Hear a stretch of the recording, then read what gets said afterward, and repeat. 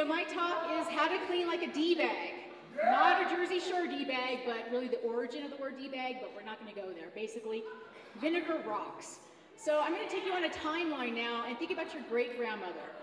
Go back to Depression-era ecology, and basically consumers did not have resources that they had available. They didn't have the money to buy things ever. So, like, you know, you had people, they did what they could in their house.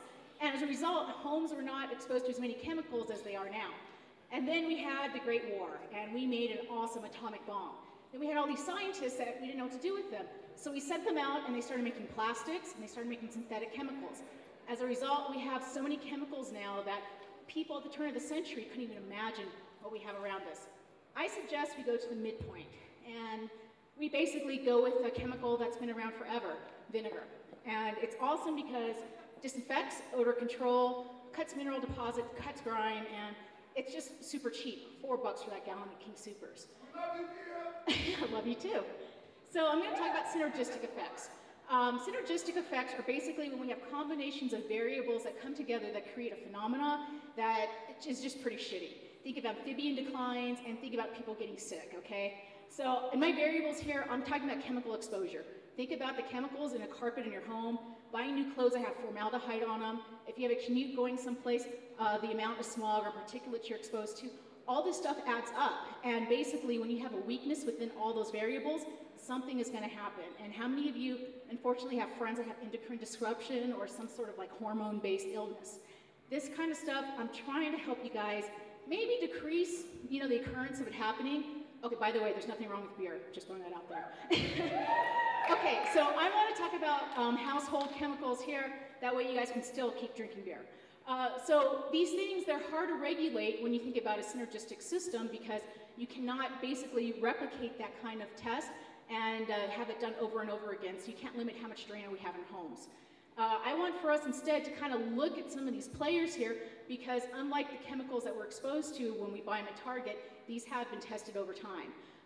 The main player I'm going to look at is that vinegar, that King Soopers 1 gallon jug that you get. It's basic acetic acid. This chemical formula has been around since the dawn of time. You'll find it in cultures everywhere because you can take it internally to clean or you can use it externally within your systems. Precautions though, danger, danger. Do not mix vinegar with bleach, okay? And don't mix it with other chemicals because if you try to like clean your drains with Drano and put this stuff in afterwards, it creates this noxious chlorine gas and you'll go to the hospital. Also, it's a natural acid, so it will tear apart like pearls and wood surfaces. And how many of you guys remember this experiment from elementary school, the volcano? Baking soda and vinegar is very volatile. It's effective, but it will make a mess in your fridge. So I'm mentioning all this stuff here, and how many of you guys think this is hippy-dippy? Anybody? Do whatever you want with your value system, because basically, I'm not telling you gotta get those rock salts for your like underarm deodorant and stuff. Hippies use the side door, or you know, you can bring a little bit of this into your life. I'm going to show you one formula, an all-purpose cleaner using these ingredients here. Take 1 tablespoon of borax, mix it into 4 cups of warm water, put in the vinegar, add in some lemon or a little bit of essential oil, put it in a spray bottle, use it on any surface you want. Very simple, right? And if you do want to make it all hipsterish, put it in a pretty bottle, put a label on it, put it on Pinterest. Put it on your blog, your new green cleaning blog. This was on the sign sponge, like for Earth Day, and people ate this crap up. It was an awesome basic recipe, but great photography. Okay, so you have your bottle of vinegar from King Sooper. Go ahead and start using it with water. 1 to 8, clean your windows. 1 to 3 ratio, you're gonna have a de-icer for the winter. 1 to 1, or just use the vinegar, put it in containers that hold water that get mineral buildup, and then just rinse them out. Another awesome one, dandelions here. You go ahead and use a 20% solution on your dandelions. It makes them turn gray. It's actually good for your soil, and you can get this at Denver Urban Homesteading. The vinegar from King Soopers, 5%, still really cheap. And then there's internal cleansing. How many of you guys hear about kombucha everywhere? Yeah!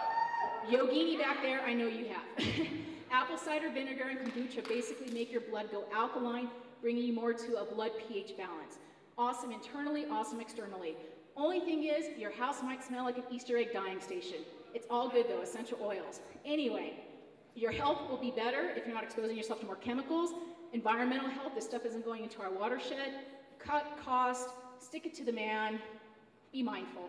I'm Kia, yo soy Kia. You can find me at Bodhi Bear, and I do have a free green cleaning guide there in PDF on my website. Thanks.